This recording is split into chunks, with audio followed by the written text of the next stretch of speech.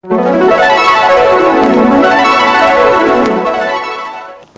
लोग बड़े बूढ़ों की बात नहीं मानते उन्हें झेलनी पड़ती है ये मुसीबत। बूढ़े गिद्ध की 3 बातें। नमस्कार दोस्तों, स्वागत है आप सभी दर्शक भाइयों का एक बार फिर से हमारे YouTube चैनल दर्पण ज्ञान गंगा में।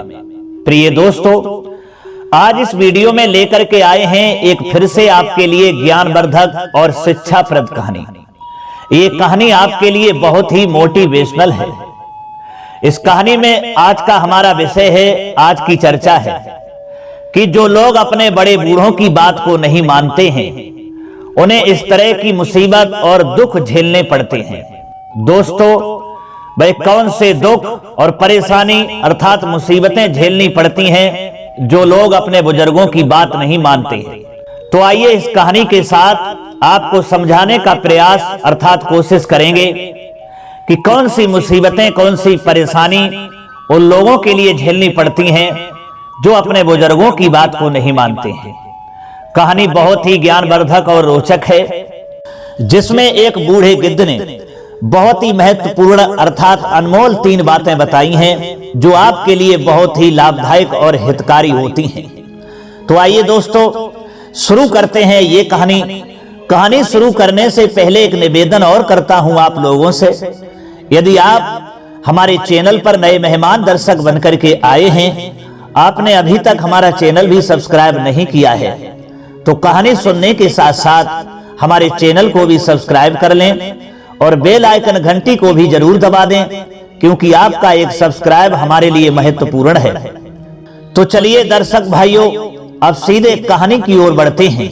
प्रिय दोस्तों, एक जंगल था और एक जंगल में एक गिद्धों का झुंड रहता था। बहुत सारे उसमें गिद्ध थे, नौजवान भी गिद्ध थे और उनके बच्चे भी थे। उन्हीं गिद्धों के झुंड में एक बूढ़ा गिद्ध रहता था जो उन सब गिद्धों का बुजुर्ग था। दोस्तों, एक दिन की बात है, वह गिद्धों का झुंड अपने बुजुर्ग बूढ़े गिद्ध के साथ में भोजन की तलाश में निकलता है। भोजन की तलाश में भोजन को ढूंढते ढूंढते वह गिद्धों का झुंड चला जा रहा था, जिसमें बूढ़ा गिद्ध भी जा रहा था। दोस्तों, इधर गिद्धों के झुंड की नजर, जो गिद्ध जा रहे थे उनकी नजर एक मरे हुए जानवर पर पड़ती है। जो जानवर मरा हुआ पड़ा था, तो गिद्धों के झुंडों ने देखा तो बहुत ही खुश हो गए और उन्होंने कहा एक दूसरे से कि चलिए आज हमारा भोजन, हमें ताजा भोजन मिल गया है, बड़ा ही अच्छा जानवर दिखाई दे रहा है, उसी का मांस चल करके खाएंगे और अपने पेट को भरेंगे। दोस्तों, सारे गिद्ध जो थे प्रसन्न होकर के उसके मांस को खाने के लिए आगे बढ़ते हैं। तो बूढ़े गिद्ध ने जब देखा तो उनके लिए रोक लिया और उनसे कहा और समझाया कि देखिए, एकदम बिना जाने इस जानवर के मांस को खाने के लिए आप लोग न जाएं। सभी गिद्ध कहने लगे, क्यों ना जाएं? हमारा भोजन इंतजार कर रहा है, हम उसको क्यों ना खाएं? दोस्तों, वह बूढ़ा गिद्ध जो था बड़ा ही बुद्धिमान था। उसने अनुमान लगाया कि इस जंगल में अनेकों तरह के जंगली पशु यानी जंगली जानवर रहते हैं जो मांसाहारी होते हैं और ये जानवर मरा हुआ पड़ा है, इसको किसी ने मुंह तक नहीं लगाया। इसका क्या कारण हो सकता है? कुछ ना कुछ तो दाल में काला है जो किसी ने इसको खाया नहीं और बिल्कुल फ्रेश पड़ा हुआ है। हो सकता है इस जानवर के लिए किसी जहरीले कीड़े ने काट लिया हो, जिसकी वजह से इसके पूरे शरीर में जहर फैल गया हो, जिस कारण से इसको किसी ने खाया नहीं है। और दोस्तों, वही था, उस जानवर के लिए एक बहुत ही जहरीले सर्प ने काट लिया था, जिसके जहर फैलने से वो मर गया था और पूरे शरीर में उसका जहर फैल गया था। इस वजह से जो भी मांसाहारी जीव उसके पास आते थे उसको सूंघ करके और चले जाते थे, उसको किसी ने खाया ही नहीं। दोस्तों, उस गिद्ध का अनुमान ठीक सटीक बैठा। उसने अपने गिद्धों के झुंड को समझाया कि देखिए, आप लोग इसको खाने के लिए न जाएं, इसमें कुछ ना कुछ कारण है।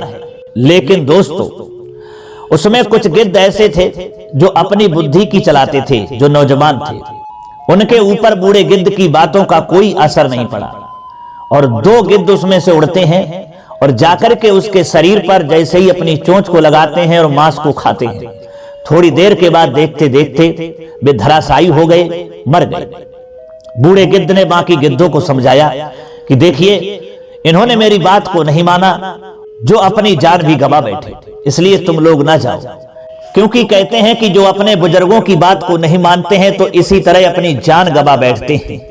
दोस्तों, वह बूढ़ा गिद्ध उन बाकी गिद्धों से कहता है, आइए इसी तरह से हम तुम्हारे लिए एक कहानी सुनाता हूं। दोस्तों, वह बूढ़ा गिद्ध जो है उन गिद्ध के झुंडों के लिए, इन गिद्धों के लिए कहानी सुनाने लगता है और कहता है कि इसी तरह से एक सेठ की भी बात किसी ने नहीं मानी थी और वो भी अपनी जान गंवा बैठे थे। आइए मैं तुम्हारे लिए एक कहानी सुनाता हूं। दोस्तों, वह बूढ़ा गिद्ध कहता है कि एक समय की बात है, किसी नगर में एक सेठ रहता था, उसका नाम धनपाल था और वह धनपाल सेठ बड़ा ही दानी था और उच्च विचार का था। वह सदैव समाज के विषय में सोचता था। उसके द्वार से कोई भी याचक खाली हाथ नहीं लौटता था। दान पुण्य करना वह अपना सर्वोपरि धर्म मानता था। सेठ की ख्याति दूर दूर के राज्यों में भी थी, फैली हुई थी कि सेठ जैसा उच्च विचारों वाला और दानी कोई नहीं है। मित्रों, सेठ से बड़ा व्यापारी कोई शायद ही होगा। वह जब भी व्यापार के लिए निकलता, उसके काफिले में 25-30 बैलगाड़ियां अवश्य हुआ करती थी। कई कई दिनों की यात्रा करके वह दूर के देश तथा राज्य व्यापार के लिए जाया करता था और लौटते समय गांव के लोगों की आवश्यकता की वस्तुएं लाता था, जिससे लोगों को अपने आवश्यकता की वस्तुएं सुलभता से मिल जाती थी। मित्रों, सेठ के इस व्यवहार से वहां के लोग काफी प्रसन्न रहते और सेठ को महात्मा मानकर उनका आदर किया करते थे, उनकी सेवा किया करते थे।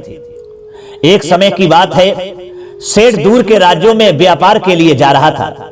व्यापार की वस्तुओं से लदे 35 बैलगाड़ियां तैयार हुई। सेठ ने विचार किया, क्यों ना इस बार व्यापार के साथ लोगों की तीर्थ यात्रा भी करा दी जाए। सेठ ने अपने मन की बात गांव के लोगों के समक्ष रखी। लोगों को सेठ धनपाल की बातें बेहद लाभप्रद लगी, बहुत खुश हुए। तीर्थ यात्रा के लिए 2 दल तैयार हो गए, एक युवा दल और दूसरा वृद्ध दल। मित्रों, समय के अनुसार सेठ अपना काफिला लेकर व्यापार के लिए निकल पड़े। एक दिन का सफर काफी खुशनुमा बीता। सभी लोग एक साथ हंसते गाते आनंद के साथ आगे बढ़ते रहे। अगले दिन वृद्ध टोली भजन करती हुई अपने रास्ते को काट रही थी। वही युवा टोली गीत गाने गा रहे थे और जोर शोर से चिल्ला रहे थे। दोस्तों, इस पर वृद्ध टोली ने सेठ धनपाल को आपत्ति दर्ज कराई कि ये लोग जो हैं तेज से चिल्ला रहे हैं, जो हमारे लिए इनके चिल्लाने से परेशानी हो रही है, इनको समझाएं कि थोड़ा धीमे चिल्लाएं। दोस्तों, सेठ ने भी विचार किया और युवा टोली के मुखिया को अपने पास बुलाया और प्यार से समझाया। कहा कि हमारे साथ एक दल जो बुजुर्ग है, वह तीर्थ यात्रा के लिए निकला है, जिन्हें तुम्हारा चिल्लाना और ऊंचे स्वर में गाना पसंद नहीं आ रहा है। थोड़ा सा धीरे आवाज किया जाए तो किसी को दिक्कत नहीं होगी। दोस्तों, वह मुखिया जो था उग्र स्वभाव का था। उसने सेठ धनपाल को रौबदार आवाज से कहा, देखो सेठ, हम किसी का दिया खाते नहीं हैं, हम अपने मन की ही करते हैं। हम युवा हैं, वह वृद्ध है तो हम उनके अनुसार तो नहीं चल सकते, और वैसे भी हम लोग बैलगाड़ी धीरे धीरे लेकर के चल रहे हैं, जिससे हमें काफी बोरियत हो रही है। आप सभी के चक्कर में हम धीरे धीरे चलकर थक चुके हैं। अब हमसे इस प्रकार नहीं चला जाएगा। अगर हमसे आपको तकलीफ है तो हम तेज गति से आगे निकल रहे हैं, आप लोग आगे ही मिल लेना। दोस्तों, ऐसा कहते हुए वे मुखिया अपने साथियों के साथ तेज गति से सेठ धनपाल तथा वृद्ध टोली को पीछे छोड़कर आगे निकल गए। प्रिय दोस्तों, सेठ धनपाल वृद्ध टोली के साथ धीरे धीरे आगे बढ़ने लगा। रास्ते में रेगिस्तान आ गया। बैलगाड़ी खींचने में असमर्थ लग रहे थे। धूप बेहद कड़ी थी, गर्मी से बुरा हाल होता जा रहा था। सेठ ने रेगिस्तान में प्रवेश करने से पूर्व ही बैलगाड़ियों पर बड़े बड़े मटके में शीतल जल भरवा लिया था, जो ये पानी रास्ते में उनके लिए जीवन बचाने का कार्य करता रहा। दोस्तों, गर्मी से सभी की हालत खराब थी। यहां तक की ही नहीं कि बैल भी ठीक प्रकार से गाड़ी नहीं खींच रहे थे। उनके जीभ बाहर लटक आई थी, जैसे तैसे आधा मार्ग तो कट गया था। तभी अचानक सेठ ने अपनी ओर रेगिस्तानी लोगों का एक काफिला आते हुए देखा। सेठ ने अपने दल को सतर्क कर दिया और कहा कि सभी लोग सचेत हो जाएं, हो सकता है कोई लुटेरा हो। शरीर पर काला कंबल ओढ़े, बाल रूखे सूखे, आंखों में लाली, लंबी लंबी मूछें जैसे भयानक डाकू प्रतीत होते हों। दोस्तों, फिर वे पास आए और आकर के कहा कि भाई साहब, पानी के इतने बोझ से बैलगाड़ी को भर रखा है जिससे आपके बैल भार को खींच नहीं पा रहे हैं।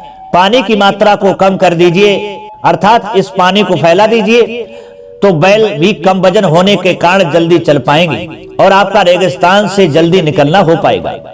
आप लोग मूर्खतापूर्ण व्यवहार ना करें, बैल में भी जीव है, इनके भी अंदर प्राण हैं। दोस्तों, काफी देर उपदेश देने के बाद रेगिस्तानी दल वापस लौट गया। उनके लौटने के बाद सेठ कुछ असमंजस में पड़ गया।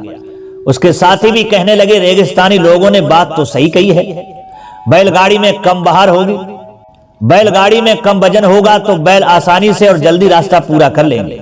मित्रों, किंतु सेठ पुराना अनुभव रखते थे। उन्होंने लोगों से कहा, ये लोग हो सकता है डाकू हों, अगर हम पानी को फेंक देंगे तो रास्ते में हमें पीने का पानी नहीं मिलेगा।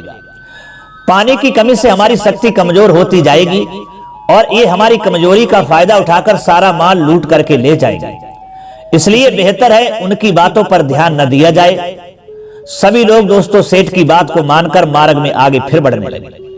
रेगिस्तान खत्म होते ही शीतल ठंडी ब्यार बह रही थी। सामने ही एक मीठा ताजे पानी का कुआं था, जिस पर सभी लोगों ने हाथ मुंह धोकर के राह की थकान उतारी। वहीं कुछ दूर पर लोगों ने कुछ युवकों के लाश को देखा जो मरे पड़े हुए थे। पास जाकर के उन लोगों के लिए मालूम हुआ कि वे अपने युवा साथी थे जो हमसे बिछुड़कर आगे निकल आए थे। जो उनका मुखिया था वो घमंड में सेठ जी से बोला था कि हम आपकी बात में सहमत नहीं है, इसलिए हम आगे जा रहे हैं। उसने उनकी बात नहीं मानी थी। मार्ग का अनुभव न होने के कारण वे रेगिस्तानी लोगों के झांसे में आ गए और अपने प्राण गंवा बैठे। उन युवा लड़कों में कुछ और बुजुर्गों के पुत्र थे तथा कुछ रिश्तेदार भी थे। सभी लोगों के चेहरे हंसते खेलते हुए दुख में परिवर्तित हो गए। दोस्तों, उस बुजुर्ग टोली के लिए अर्थात सेठ के लिए बड़ा दुख होता है। सेठ अपने बुजुर्ग टोली से कहता है कि देखिए, मैंने इनको समझाया था लेकिन हमारे इन नौजवानों ने बात नहीं मानी, जिसका परिणाम ये हुआ कि ये अपनी जान ही गवा बैठे। ये तो दुनिया से चले गए लेकिन हम लोगों के लिए दुख दे गए। उसके बाद में जो दोस्तों वो बुजुर्ग टोली थी और सेठ जी अपना व्यापार तो करते हैं लेकिन फिर घर चले जाते हैं। तीर्थ यात्रा पे कोई नहीं जाता है, क्योंकि उनमें से किसी के रिश्तेदारों के बेटा थे, किसी के खास रिश्तेदार थे, किसी के अपने ही पुत्र थे। इस भयानक दुख को देख करके वो बुजुर्ग जो टोली थी सेठ जी के साथ अपने घर लौट गई। तो दोस्तों, वह बूढ़ा गिद्ध कहता है कि जिस तरह से हमारी बात इन दो गिद्धों ने, जो नौजवान थे, इन्होंने नहीं मानी और जाकर के इस जानवर के मांस को खा लिया जिसके अंदर जहर था और ये मर गए। क्योंकि मेरे बच्चों, इसलिए हम तुम्हें ये 3 बातें बताते हैं, जो 3 बातें हर किसी के लिए मान्य रखती हैं।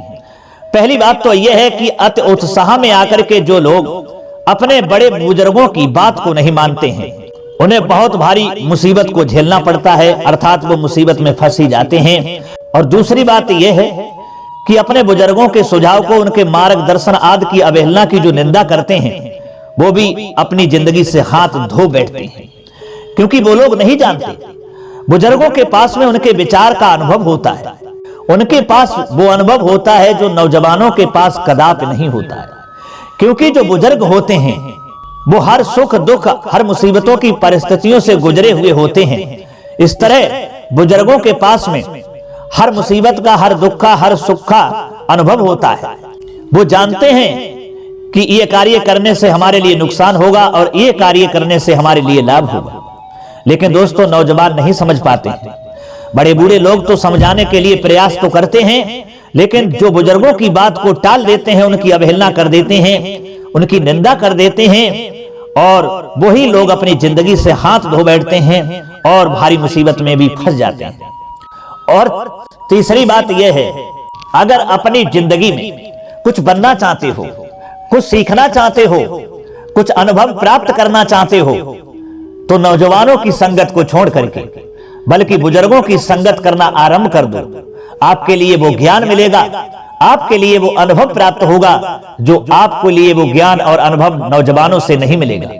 क्योंकि दोस्तों नौजवान जो होते हैं वो अलग यानी गलत अनुभव की ओर ले जाते हैं, गलत मार्गदर्शन कराते हैं। लेकिन बुजुर्ग जो होते हैं वो आगे भविष्य के लिए हमारे अंदर वो अनुभव पैदा कर देते हैं, वो ज्ञान विद्यमान कर देते हैं जो आगे आने वाली परिस्थितियों से लड़ने के लिए हमें अनेक तरह का सुझाव दे जाते हैं, जो हम अच्छी तरह से उनका सामना कर पाएं और अपने जीवन की रक्षा कर पाएं, अपने प्राणों की रक्षा कर पाएं, अर्थात अपने परिवार की रक्षा कर पाएं। तो दोस्तों तीसरी बात बूढ़े गिद्ध ने यही अनमोल बताई है कि अगर आप अपनी जिंदगी में ऊंचा उठना चाहते हो, ऊंचाइयों को छूना चाहते हो, तो बुजुर्गों में बैठना, उनकी संगत करना आरंभ कर दो, उनके अनुभव को, उनके ज्ञान को सीखना शुरू कर दो। आप स्वतः ही अपनी मंजिल को हंसते हंसते प्राप्त कर लेंगे और कभी आप मुसीबत में नहीं फंसेंगे। जिस तरह क्योंकि युवा दल ने अपने बुजुर्गों की बात को नहीं माना और स्वयं अपने मन की बातों पर ही कार्य किया, जिसका परिणाम यह हुआ कि जो नौजवान दल था वो अपनी जिंदगी से भी हाथ धो बैठा। तो दोस्तों बूढ़े गिद्ध ने जब इस तरह से 3 बातें इस कहानी के द्वारा अपने उन गिद्धों के झुंडों को जब समझाई हैं, तो उन गिद्धों के दिमाग में वो बात सही तरीका से समझ में आ गई और हंसते हंसते बूढ़े गिद्ध के साथ पुनः वो वापस चले जाते हैं और दूसरी जगह अपने भोजन की तलाश करने लगते हैं। तो दोस्तों ये थी कहानी एक सेठ की, जिसमें बूढ़े गिद्ध ने अपने बच्चों के लिए बहुत ही अच्छी 3 बातें बताई जो आपके लिए भी इस जिंदगी में बहुत बड़े मायने रखती है। दोस्तों कैसी लगी हमारी ये कहानी? हमें उम्मीद है कि ये कहानी आपको जरूर अच्छी लगी होगी, अर्थात पसंद भी आई होगी। कहानी यदि आपको अच्छी लगी है तो कमेंट बॉक्स में हमारे लिए राय जरूर देना, हो सके तो अपने मित्रों के लिए भी शेयर करना। खुश रहिए अपने परिवार के साथ, अपनी मेहनत के साथ, ईश्वर के आशीर्वाद के साथ। कर दिखाइए कुछ ऐसा जो दुनिया करना चाहे दोस्तों आपके जैसा। अब पुनः मिलते हैं अगली वीडियो के साथ, अगली कहानी के साथ।